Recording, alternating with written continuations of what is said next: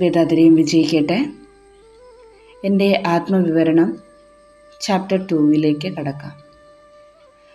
10 വയസ്സുവരെ എനിക്ക് ദാരിദ്ര്യം എന്ന വാക്കിന് ശരിയായ അർത്ഥമറിയില്ലായിരുന്നു. ഈ ലോകം ആനന്ദത്തിൻ്റെ നിറകുടമായി തോന്നിയിരുന്നു. ആദ്യത്തെ അധ്യായത്തിൽ എഴുതിയിട്ടുള്ള ആ ഒരു സംഭവം എൻ്റെ ജീവിതത്തിൽ ഞാൻ നേരിട്ടപ്പോൾ എൻ്റെ മനസ്സിലൊരു മാറ്റമുണ്ടായി. സന്തോഷത്തോടു കൂടി ദുഃഖവും ഈ ലോക ജീവിതത്തിൽ ചേർന്നിരിക്കുന്നതായി ഞാൻ മനസ്സിലാക്കി. ദാരിദ്ര്യം നീങ്ങാൻ ആവേശത്തോടു കൂടി ഞാൻ അധ്വാനിച്ചു. രാവിലെ 6 മണിക്ക് തറയ്ക്കുഴിയിൽ ഇറങ്ങിയാൽ രാത്രി 9 മണിവരെ തുടർന്ന് നെയ്യുമായിരുന്നു. ജോലിക്കിടയിൽ തറയിൽ വെച്ച് തന്നെ ഞാൻ ആഹാരം കഴിക്കും. കേപ്പക്കൂള അത് 2 നിമിഷത്തിൽ കുടിച്ചു തീർക്കും. പകൽ ഭക്ഷണം കഴിക്കുന്നതിന് വേണ്ടി തറയിൽ നിന്നും പുറത്തു വരും. 20 നിമിഷത്തിൽ ഭക്ഷണവും വിശ്രമവും എല്ലാം കഴിയും. വീണ്ടും നെയ്ത്ത്. എൻ്റെ സ്നേഹനിധികളായ അമ്മയും അച്ഛനും എന്നോട് കരുണയോടുകൂടി പറയും, കണ്ണാ, അധികം നെയ്ത്ത് ജോലി ചെയ്യാതടാ, ശരീരത്തിന് ക്ഷീണമാവും.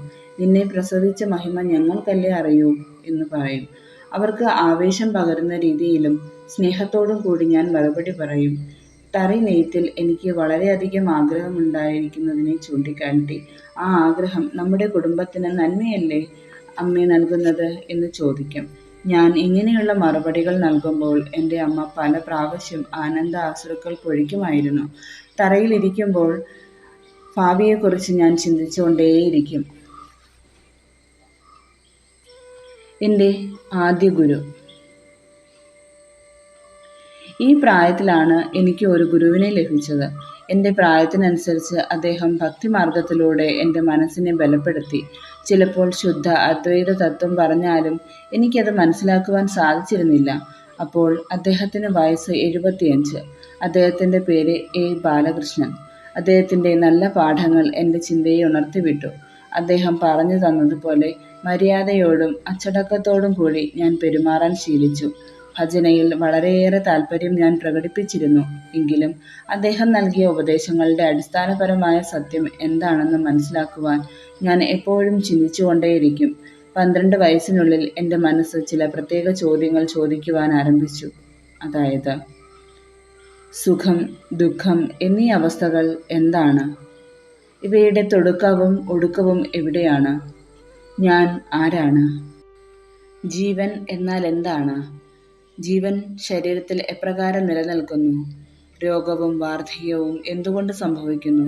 എങ്ങനെ ഉണ്ടാകുന്നു? ഈശ്വരൻ ആരാണ്? പ്രപഞ്ചത്തിനെ അദ്ദേഹം എന്തുകൊണ്ട് സൃഷ്ടിച്ചു? ദാരിദ്ര്യം എന്തുകൊണ്ട്? എങ്ങനെ സംഭവിക്കുന്നു? അതിനെ ഇല്ലാതാക്കുന്നതെങ്ങനെ? ഈ ചോദ്യങ്ങൾ എൻ്റെ ചിന്തയിൽ ഉടലെടുത്തു. അപ്പോഴുണ്ടായിരുന്ന എൻ്റെ ഗുരുവിന് എനിക്ക് ഭജനഗീതങ്ങളും ശതകങ്ങളും മാത്രമേ ബോധിപ്പിച്ചു നൽകുവാൻ അദ്ദേഹത്തിന് സാധിച്ചിരുന്നുള്ളൂ. എൻ്റെ ചോദ്യങ്ങളിൽ നിന്ന് ഒന്നിനു പോലും മറുപടി നൽകാൻ അദ്ദേഹത്തിന് സാധിച്ചിരുന്നില്ല. എങ്കിലും എനിക്ക് എൻ്റെ ചോദ്യത്തിന് ഏകദേശം അടുത്തടുപ്പിച്ച ചില ഉത്തരങ്ങൾ ലഭിച്ചു.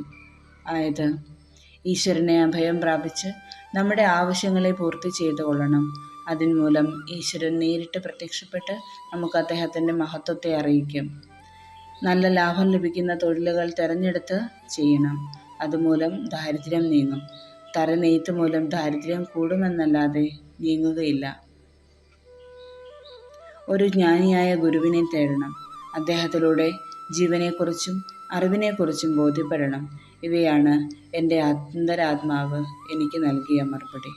ഈ തീരുമാനപ്രകാരം ഞാൻ പ്രവർത്തിക്കുവാൻ ആരംഭിച്ചു. എനിക്ക് വയസ്സപ്പോഴേക്കും 14 എന്നിലെ നല്ല മാറ്റം. ആദ്യം ദാരിദ്ര്യത്തിൽ നിന്ന് മുക്തി നേടണം. അത് ജയിക്കാൻ നെയ്ത്ത് തൊഴിൽ വിട്ട് മറ്റ് ഉദ്യോഗം തേടണം. ആയതിന് ഇംഗ്ലീഷ് പഠിക്കണം. അതിനുവേണ്ടി സുടുവാഞ്ചേരി വിദ്യാലയത്തിലെ ഒരു അധ്യാപകനെ സമീപിച്ച് എനിക്ക് ഇംഗ്ലീഷ് പഠിപ്പിച്ചു തരുവാനായി അഭ്യർത്ഥിച്ചു. അദ്ദേഹം അതിനായി തയ്യാറായി. പക്ഷേ മാസം 8 അണ ശമ്പളം നൽകണമെന്ന് ആവശ്യപ്പെട്ടു. അപ്രകാരം പണം നൽകി ചിലർ പ്രൈവറ്റായി പഠിക്കുന്നുണ്ടായിരുന്നു. 8 അണ എല്ലാ മാസവും ആര് നൽകും? അതിന് ഞാനൊരു വഴിയും കണ്ടുപിടിച്ചു. ഇതുമൂലം അച്ഛന് അധിക ചിലവ് വരുത്തുവാനും പാടില്ല. എനിക്കപ്പോൾ ദിവസവും ദോശ വാങ്ങി കഴിക്കാൻ 4 അണ തരുമായിരുന്നു. അതിനെ മിച്ചപ്പെടുത്തിയാൽ 30 ദിവസത്തിൽ 7.5 അണ കിട്ടും. അച്ഛൻ്റെ അടുത്തു നിന്നും അരയണ ചോദിച്ചു വാങ്ങാം. ആയത് ചേർത്ത് വലിയ ബുദ്ധിമുട്ടില്ലാതെ അധ്യാപകന് ശമ്പളം കൊടുക്കാം. ഇതായിരുന്നു എൻ്റെ തീരുമാനം. എൻ്റെ മാതാപിതാക്കളോട് സമ്മതം ചോദിച്ചു. മറ്റു കുട്ടികളോടൊപ്പം ചേർന്ന് ഞാൻ ചീത്തയായി പോകുമോ എന്ന് വിചാരിച്ച് അത്ര എളുപ്പം എനിക്ക് അനുമതി ലഭിച്ചില്ല. 10 ദിവസത്തിന് മുകളിലായപ്പോൾ എൻ്റെ കയ്യിൽ 3 ഉണ്ടായിരുന്നു. രാവിലെ ദോശയോടൊപ്പം തൈര് കഴിക്കുന്നതും ഞാൻ നിർത്തി. ആ കാലത്ത് 2 കൈപ്പിടി കൊടുത്താൽ ഒരു വലിയ ദോശ ലഭിക്കും.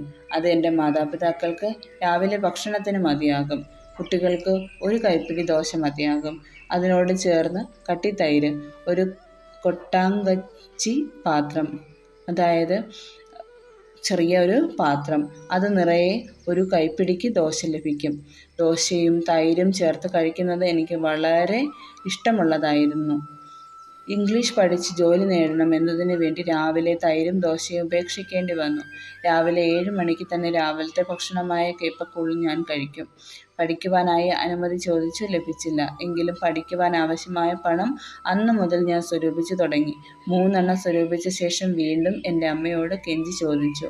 അമ്മയ്ക്ക് ഞാൻ പഠിക്കുന്നതിൽ താല്പര്യമാണ്. എങ്കിലും ഒരു സംശയം. ക്രിസ്തീയരുടെ വീട്ടിൽ പോയി രാത്രികാലങ്ങളിൽ പഠിക്കുമ്പോൾ അവരുടെ വീട്ടിൽ നിന്നെങ്ങാനും വെള്ളം വല്ലതും വാങ്ങിച്ചു കുടിക്കുമോ എന്ന്. ആ കാലത്ത് ക്രിസ്തീയരും ഹൈന്ദവരും തമ്മിൽ അതേപോലൊരു വിഭാഗീയതയുണ്ടായിരുന്നു. അപ്രകാരമുള്ള തെറ്റുകളൊന്നും ചെയ്യില്ല എന്ന് ഞാൻ സത്യം ചെയ്തു. അതിനുശേഷം എനിക്ക് രാത്രിയിൽ പഠിക്കുവാനുള്ള അനുമതി ലഭിച്ചു. അതുകൊണ്ട് എൻ്റെ ജോലി സമയത്തിൽ കുറവ് വരാത്ത രീതിയിൽ ഞാൻ രാവിലെ നേരത്തെ ഏകദേശം 5 മണിക്കൊക്കെ തറയിൽ പ്രവേശിച്ച് വിളക്കിൻ്റെ വെളിച്ചത്തിൽ ഞാൻ നെയ്തു തുടങ്ങി. ജോലിയുടെ സമയം അപ്രകാരം ക്രമപ്പെടുത്തി. എൻ്റെ അച്ഛൻ കൈകൊണ്ട് നാട ഓടിച്ച് തറ നെയ്യുമായിരുന്നു. ഞാൻ കയറ് വലിച്ച് നാട ഓടിക്കുന്ന രീതിയിലും പഠിച്ചെടുത്തു. അതുകൊണ്ട് അദ്ദേഹം നെയ്യുന്നതിൻ്റെ 3 ഇരട്ടി ഞാൻ നെയ്തു കൊടുക്കുമായിരുന്നു. ഞാൻ അധികമായി അധ്വാനിക്കുന്നത് ഓർത്തോർത്ത് വിഷമിക്കുന്നുണ്ടായിരുന്നു എൻ്റെ മാതാപിതാക്കൾ. എങ്കിലും ഒരു ഭാഗത്ത് ദാരിദ്ര്യം. ആ ദാരിദ്ര്യത്തിന് അറുതി വരുത്തുവാനായി എൻ്റെ അധ്വാനം അത്യാവശ്യമായിരുന്നു. ഞങ്ങൾക്ക് മതിയായ ഭക്ഷണം കഴിക്കുവാനായി സാധിച്ചു. മറ്റുള്ളവരുടെ സഹായം ഏതൊരു സാഹചര്യത്തിലും ആവശ്യപ്പെടാതെ അഭിമാനത്തോടു കൂടി ജീവിക്കണമെന്ന് ലക്ഷ്യമുള്ളവരായിരുന്നു എൻ്റെ മാതാപിതാക്കൾ. അപ്രകാരം തന്നെ അവർ ജീവിച്ചു വന്നിരുന്നു.